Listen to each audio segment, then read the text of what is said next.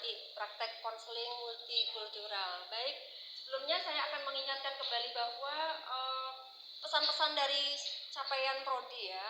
Capaian prodi itu adalah menyangkut sikap, perilaku, kemampuan umum, dan perilaku satu dan perilaku dua. Nah, ini saya selalu mengingatkan pada kalian bahwa mahasiswa luaran dari mata kuliah ini yang ada kaitannya dari prodi dibebankan kepada masing-masing mata kuliah. Ini capaian yang harus diampu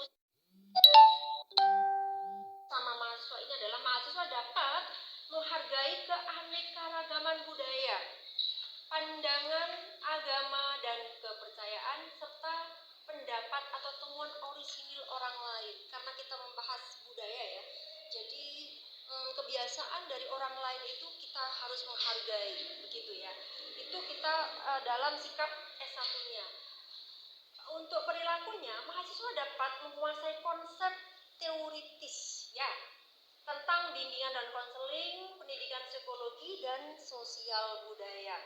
Kemudian KU1-nya, mahasiswa mampu menerapkan pemikiran logis, kritis, sistematis, dan inovatif dalam konteks pengembangan atau implementasi ilmu pengetahuan dan teknologi yang memperhatikan dan menerapkan nilai humaniora yang sesuai dengan bidang keahliannya. Nah, kali ini kita akan mempraktekkan mata kuliah konseling multikultural yang di dalamnya terdapat basis social operation. Nah, ini di sini adalah include dari teknologinya ya, dari konseling, kemudian kita masukin teori-teori teknologi, yaitu di dalamnya ada konsep social operation. Kemudian P2-nya mahasiswa menguasai keterampilan dasar konseling. Nah, hari ini kita praktek. Kemudian prinsip dan teknik konseling multibudaya itu seperti apa? Kemudian individu, kelompok, komunitas, adiksi, krisis, traumatik, ABK, lansia, dan keluarga. Nah, ini semuanya bisa kita menggunakan konseling multibudaya, bisa berbasis social operation ataupun tidak. Jadi bisa offline, bisa online. Gitu ya untuk CPL-nya. Kemudian CPMK-nya, capaian mata kuliahnya sendiri. Di sini ada 4. Jadi ada pemahaman teori konseling multikultural itu secara umum. Kemudian ada kesadaran diri dan budaya. Kita ini memiliki budaya yang masing-masing, walaupun satu rumah tapi muncul karakter masing-masing individu itu akan beda. Nah, ini kita harus menghargai. Kemudian keterampilan antar budaya, aplikasi praktek konseling, kemudian evaluasi dan refleksi. Nah, hari ini kita tuntaskan semuanya dalam bentuk praktek konseling multi budaya berbasis social operation. Kemudian deskripsi mata kuliah ini sendiri, mata kuliah multikultural dirancang untuk membekali mahasiswa dengan pemahaman mendalam tentang pentingnya keberagaman budaya dalam praktek konseling. Melalui belajar ini, mahasiswa akan mempelajari teori dan konsep dasar konseling multikultural, mengembangkan kesadaran diri terhadap nilai dan bias pribadi, serta memperoleh keterampilan komunikasi dan intervensi yang efektif. Nah, begitu ya. Kemudian materi perkuliahan ini mencakup sejarah, perkembangan konseling multikultural yang sudah kita lakukan selama 1 semester ini, dan hari ini kita pertemuan ke 14. Tentunya kalian sudah bisa memahami semua teori-teori yang sudah kita presentasikan pada pertemuan minggu-minggu sebelumnya. Baik, untuk materi ini kita masuk ke materi ke-16, yaitu social operation dalam multikultural. Yang kita bahas itu adalah definisi dan pentingnya social operation, kemudian strategi untuk meningkatkan social operation, bagaimana strateginya, kemudian pengaruh social operation itu terhadap konseling multikultural itu sendiri. Gitu. Bisa dipahami ya? Kemudian untuk penilaian. Nah, di sini UIS sudah menyiapkan bagaimana cara menilainya, terutama dalam kehadirannya ya. di sini rubrik penilaian itu adalah keaktifan, kehadiran, mengerjakan tugas individu, tugas kelompok. Kemudian terakhir ada UTS dan UAS seperti pada umumnya mata kuliah yang lain. Begitu ya. Ini rubrik penilaian sudah ada konsepnya. Kemudian, nah ini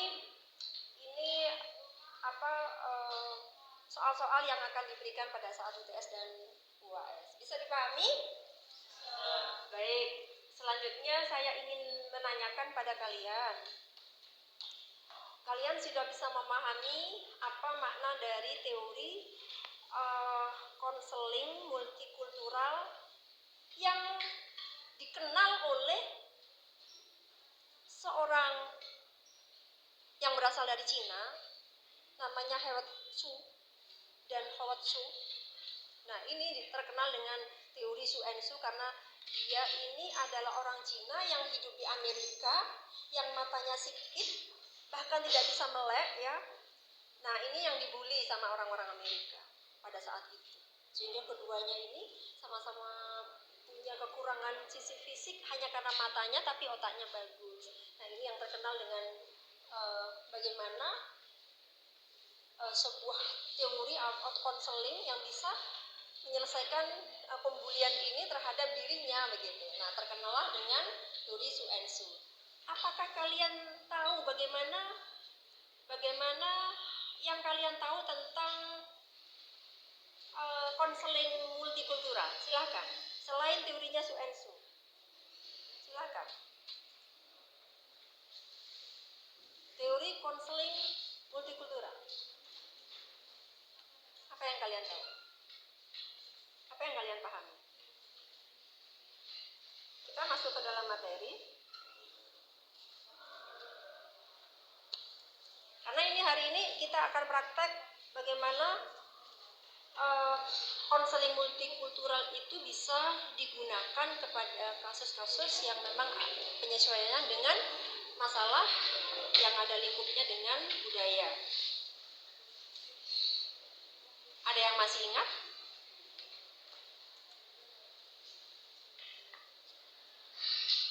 Ada yang masih ingat?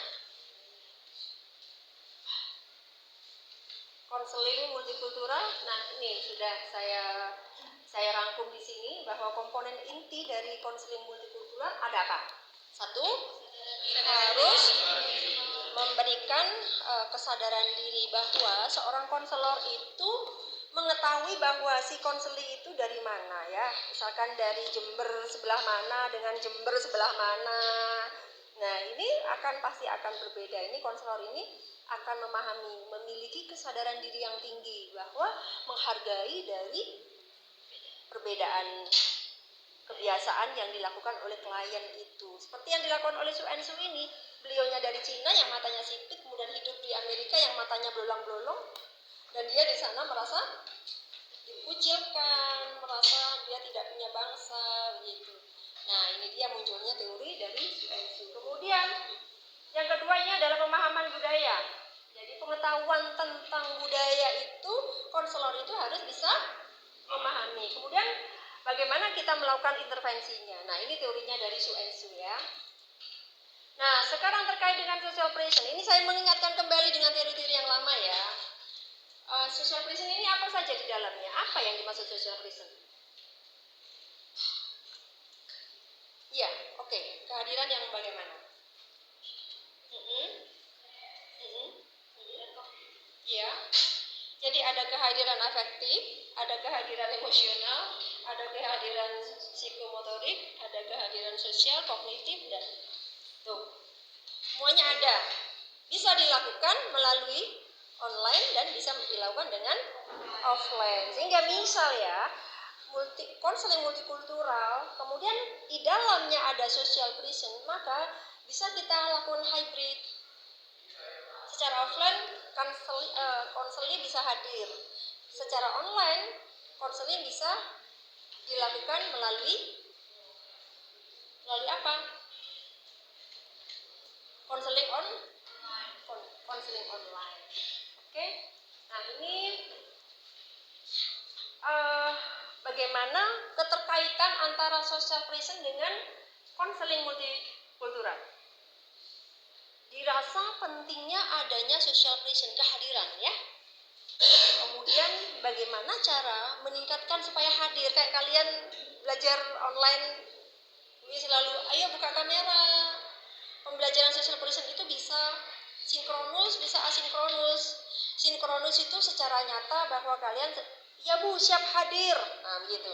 Kalau asinkronus, Bu tugas saya bisa saya kirim melalui email atau saya masukkan ke WA group, itu asinkronus. Nah ini adalah bagaimana cara meningkatkan supaya konselor itu memiliki nilai-nilai social present ke dalam sikapnya ya. Kemudian yang ketiga adalah pengaruh social present. Adanya social present, maka konseling yang dipraktekkan itu adalah akan semakin apa? Semakin apa? Semakin apa? Hasil konselingnya semakin bagaimana? Semakin maksimal. Karena adanya kehadiran. Nah ini semakin ditunjukkan dengan adanya ini bahwa komponen utama dari social present itu ada kehadiran emosional.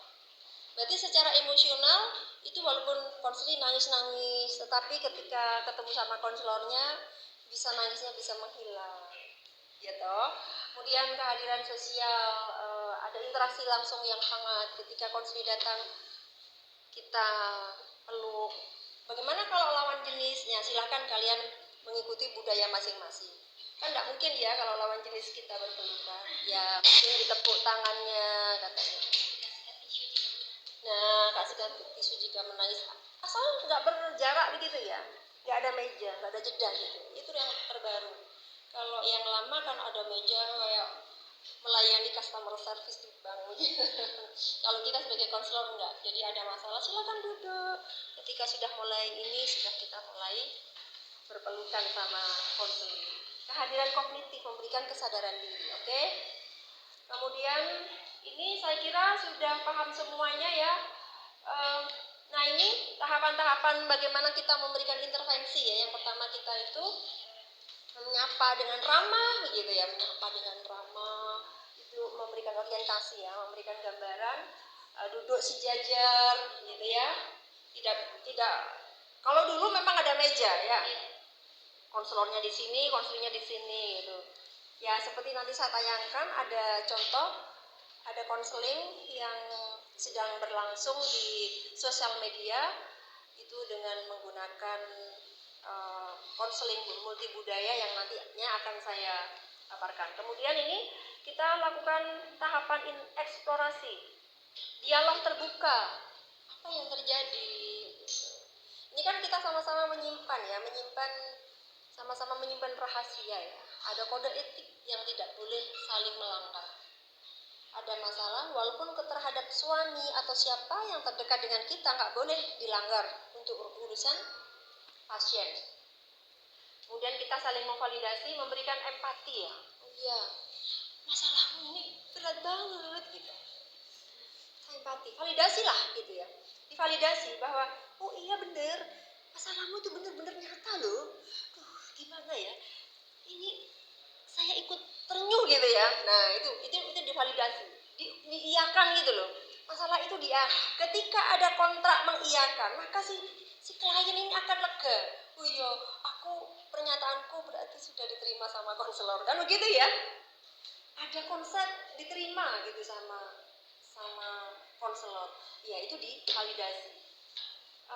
Itu langkah-langkahnya bagaimana kita melakukan intervensi. Kemudian melakukan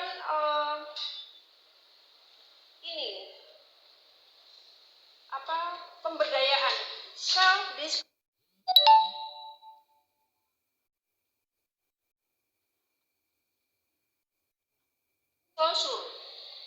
Misalnya, saya juga pernah punya masalah seperti yang Ibu alami. Berarti empatinya lebih dalam ya. Ya, saya juga punya masalah seperti itu. Jadi konselornya itu meyakini bahwa saya sudah bisa gitu, pernah melakukan seperti itu sehingga ada solusinya gitu ya. Kemudian melakukan afirmasi. Teknik afirmasi ini adalah memberikan kekuatan kepada klien. Tidak apa-apa, yang lain juga yang punya masalah seperti Anda itu banyak kok. Memperkuat, memberikan self disclosure, memberikan afirmasi. Contohnya saya dulu juga pernah mengalami seperti itu. Begitu ya, contohkan saya saja gitu ya. Jangan contoh, kemarin ada klien namanya ini, membocori itu ya. Tidak boleh, tidak boleh mengeluarkan itu kepada kliennya. Kemudian ini ada kolaborasi dan penutupan. Ini intervensi yang harus dilakukan oleh seorang konselor kepada konselingnya. Kemudian selanjutnya langkah-langkahnya, nah ini seperti ini. Kalian sudah baca ya, ini kan sudah saya share kemarin. Jadi kalian sudah memahami bagaimana pada sesi 1, siapa aku, dari mana aku, dia, gitu maksudnya. Kemudian kita lakukan ice breaking dan lain-lain ya. Kalian sudah baca ini ya. Kemudian untuk selanjutnya, ini ada 5. Ada 5 sesi. Sesi pertama, siapa aku, dari mana aku berasal. Ini kata kuncinya, dari mana aku berasal, dari mana klien berasal. Misalkan dari Pulau Madura, berarti kita, atau dari mana, Papua ya, Bapak, Mas? Ya. Dari Papua ya? Semarang. Dari Semarang. Oh, Makassar. Ya. Dari Maluku, Makassar. Makassar itu tetangganya Maluku ya, Mas? Iya. Nah, ini adalah identitas diri. Pada sesi 1 ini mengetahui dari mana aku, dari mana klien. Kemudian kita harus mengetahui, kita berbincang-bincang dulu ya. Kemudian sesi kedua, cerita yang tak didengar. Maksudnya apa ini? Cerita tak didengar.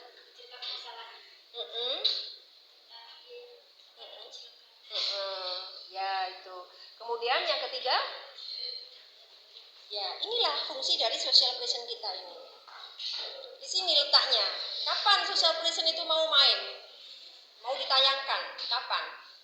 Nah, ini disinilah letaknya pada sesi ketiga. Kita sudah mulai. Social present itu bisa offline, bisa online. Kalau online itu bisa asinkronus, bisa sinkronus. Kalau offline, ya seperti ini. Seperti kalian nanti praktek, itu ada offline. Kemudian ada sesi yang keempat, apa ini? Budayaku kuat. Jadi dari nenek moyang, dari turun-temurun budayaku kayak gitu. Ya bisa menyelesaikan persoalan nenek moyang itu. Apakah kita orang milenial bisa dan mampu? Bisa. Karena budayaku kuat. Kemudian ada komitmen sosialku. Nah, nih. Di sesi yang kelima. Bisa dipahami ini ya? Nah, uraiannya ada di sini. Apa yang harus dilakukan? Pada sesi pertama kita lakukan ice breaking. Melakukan bagaimana peta budaya, misalkan yang tadi dari Makassar. Bagaimana budaya di Makassar itu seperti apa.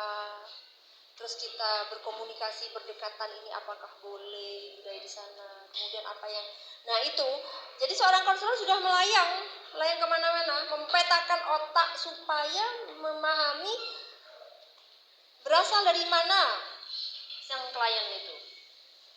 Kemudian ini cerita tak didengar, sudah mulai menceritakan hal yang perbedaan. Saya biasanya kalau mohon maaf ya, budaya di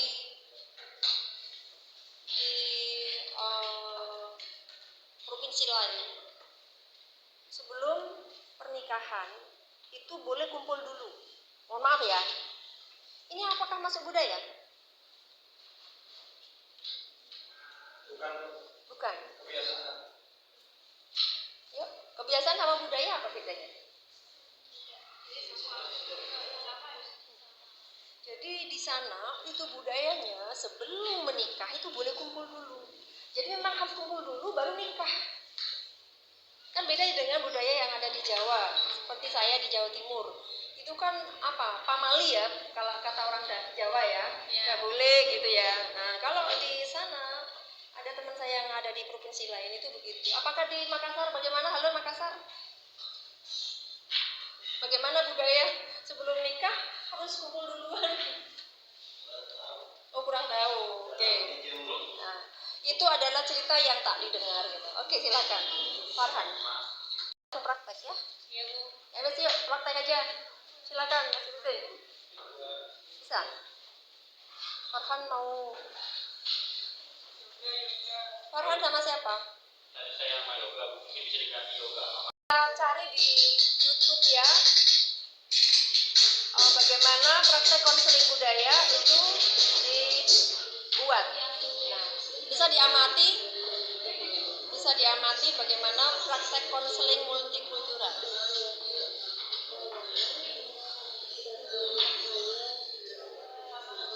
Ada pembeda ya dengan yang kita paparkan. Kalau di sana ada jeda, ada berhadapan-hadapan.